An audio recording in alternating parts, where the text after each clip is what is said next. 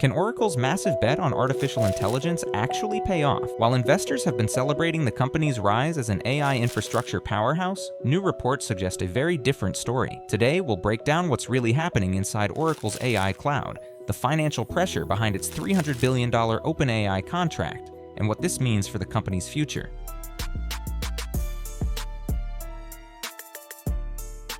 2025 has been a dramatic year for Oracle. The company is involved in almost every major AI development, from building the massive Stargate supercomputer project to securing a $300 billion cloud deal with OpenAI, and even preparing to manage TikTok's US operations. Its stock has surged 74% year over year, making Oracle one of the biggest winners of the AI boom. But on October 7th, the information dropped a bombshell. According to internal documents, Oracle's infrastructure as a service business known as IaaS generated about $900 million in revenue from renting Nvidia-powered servers. However, its gross profit was only $125 million, resulting in a mere 14% margin. The report sent Oracle's stock tumbling 5% that day before a slight recovery. Still, the damage to investor confidence was done. To understand why, we need to look deeper into how Oracle's AI business actually makes money and why it's facing such steep costs.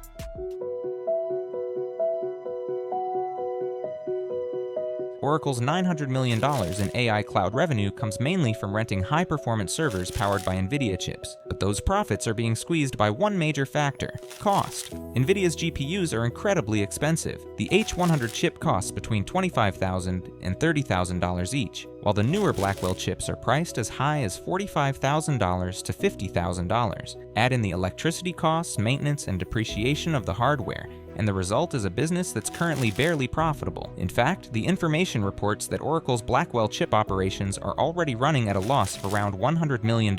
For comparison, Amazon's AWS, Microsoft Azure, and Google Cloud all maintain gross margins of roughly 50% in their IaaS divisions.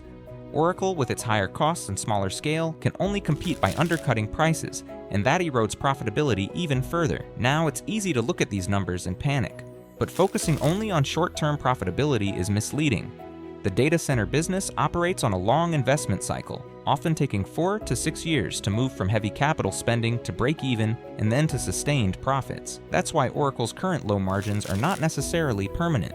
As its data centers reach higher utilization rates and hardware costs gradually fall, its margins could rise to 25% or higher, just as AWS and Azure did in their early years.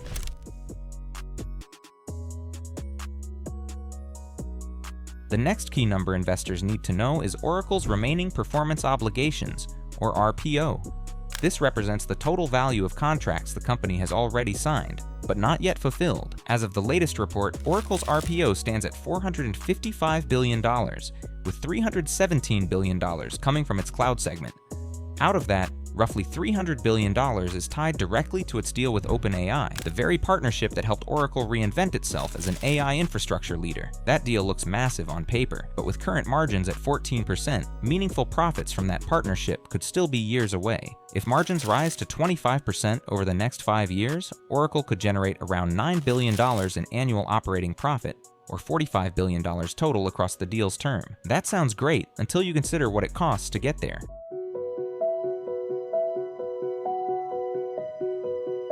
Oracle's annual capital expenditures are projected to reach $35 billion, with about 80%, or roughly $28 billion, going directly into expanding its AI cloud infrastructure.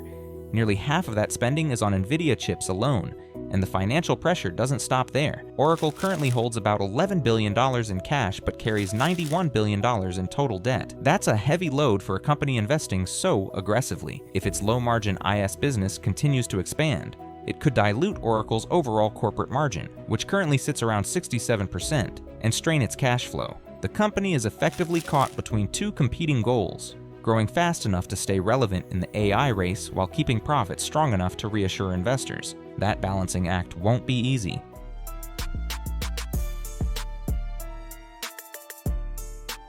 Despite these challenges, Oracle still has some powerful advantages. First, its core software and database businesses remain highly profitable, providing steady cash flow to support its AI investments. Second, its scale and credit rating give it access to financing options that smaller rivals simply don't have. And third, the US government now treats AI infrastructure as a strategic national priority. which means companies like Oracle could benefit from tax incentives, partnerships, or even federal funding in the future. Most importantly, Oracle's thin margins today are not locked in forever. As data center utilization improves and capital efficiency rises, its profitability should gradually expand, just as we've seen in other cloud providers over the past decade.